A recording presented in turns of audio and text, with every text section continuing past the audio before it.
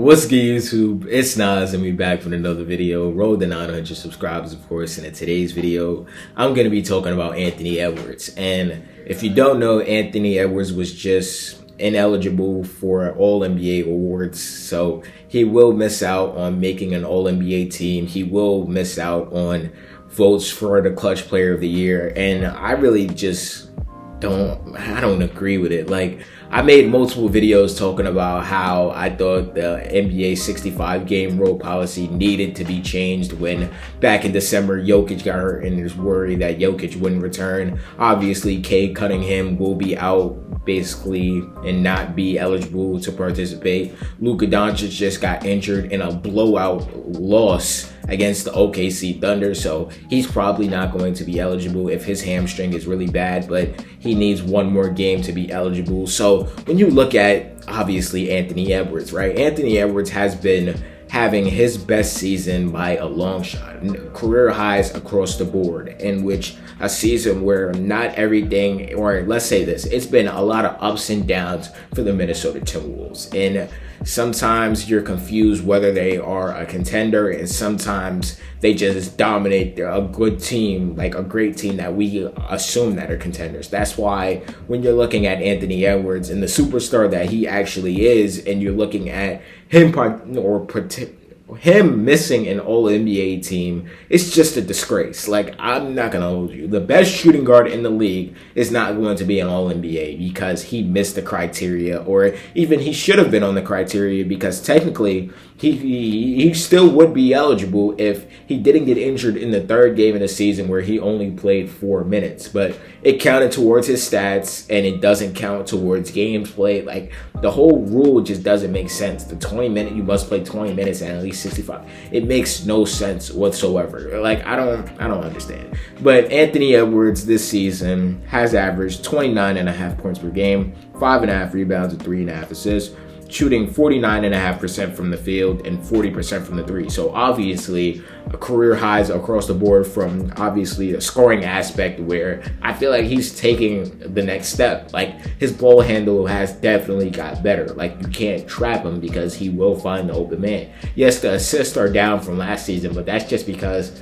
the team just isn't as good. Like, maybe when you look at it on paper, it looks about the same, but you could just notice that the Timberwolves just don't look like the same team last season, or even when they turned it around last season, when I remember they were struggling early in the season. In the second half of the season, they just flipped the switch and they became a great basketball team. This season, it just hasn't been like that, and they're still a locked-in top 6 seed, and obviously a Western Conference, which each team is fighting for seeding right now. Like, the Nuggets, Houston, Minnesota, they're only 3 games, or I guess the Minnesota Timberwolves are 4 games behind the Los Angeles Lakers, so there's not really a chance they could catch up. But right now, they are 2 games behind the Denver Nuggets, 1 game behind the Houston Rockets, in which they can still catch up and get that 5th seed. That's why the loss yesterday against the Pistons really hurt them a lot. But when you look at, honestly, when you're looking at Anthony Edwards, you're looking at a player that obviously will make more All-NBAs in the future. But it's just a shame that in his best season,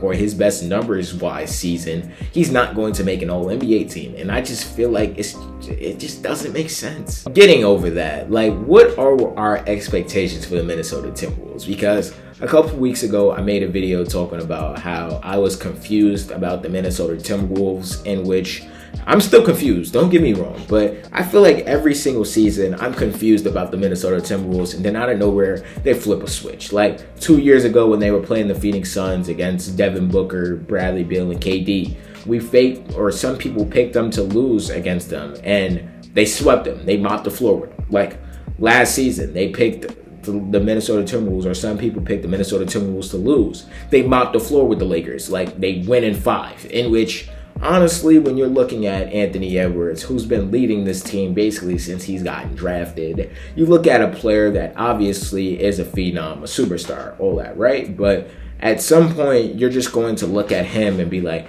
why can't you take the next step? Why can't you get to the finals? And I just don't believe that's fair, even, because the way the Minnesota Timberwolves are designed, it's designed for Anthony Edwards carry ball. What I mean by that is, Julius Randle, no matter how good he plays, no matter how hard he tries, he just won't be a collective fit next to Anthony Edwards. Because sometimes when I'm watching a Minnesota Timberwolves game, I just notice that the ball gets stuck in Julius Randle's hands and he's taking an ISO shot. Yes, when Julius is on the mark and he's playing his best basketball, that's hard to stop. But when he's not playing his best basketball and the ball is just sitting in his hands and he's trying to ISO and go to the left side, which obviously he's most comfortable at, it's really predictable, and obviously the defense adjusts and yeah. But when you look at, honestly, everything else, Jaden McDaniels, a core piece to this team, which I do feel like Jaden has upped his offensive game, which my friend told me that Jaden McDaniels was capable of this. He's just not getting enough touches, and this season he's gotten the touches, and he has been coming up with some good games, except for a slump which he was on, but he got over that slump, and he got injured that game. So Jaden McDaniels is still out with his injury. Ayo Dosunmu, since coming to Minnesota, he's been a great role player. He's been a great addition, backup point guard. Bones Highland, a great point guard. Mike Conley, it's time to retire. Like, we gotta be honest with ourselves here. Like, I'm pretty sure Minnesota Timberwolves happy when he got traded and then he came back and he's still getting consistent minutes. Like, I don't really understand it. But Kyle Anderson obviously has been getting minutes when he returned to Minnesota. Rudy Gobert has been impressive on the defensive end this season. Like, he's probably going to be a finalist next to Victor Wembanyama and Asar Thompson.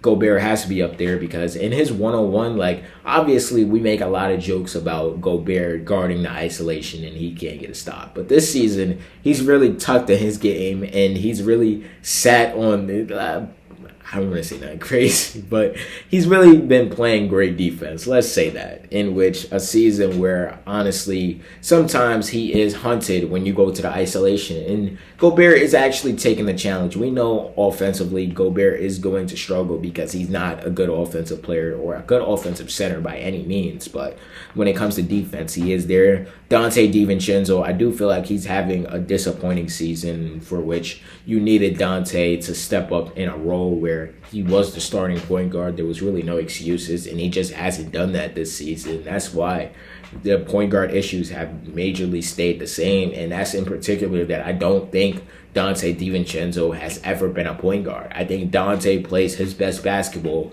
when he's playing the shooting guard position, when he played on the Bucks, when he played on the Warriors, obviously when he played on the Knicks. Like, that's when Dante DiVincenzo has been at his best, and he just really hasn't been utilized to play at his best because obviously you have Anthony Edwards, who is one of the best shooting guards in the league, and let's say this, like, remember when he was playing the Clippers, he took that step back three multiple times and Finch was trying to tell that nigga to pass the ball. He's like, no, this is what I do, Finch. Like that's who Anthony Edwards is. And that's why Anthony Edwards was in the race for the clutch player of the year. That's why Anthony Edwards is the best shooting guard in the league. And that's why Anthony Edwards is going to miss an All-NBA team selection. And that gets right back to my point in which, what is the 65 game rule supposed to do? Like, obviously players are playing, but if you're injured, you're going to sit out, in which we wanted to pay so much attention to this load managing situation, but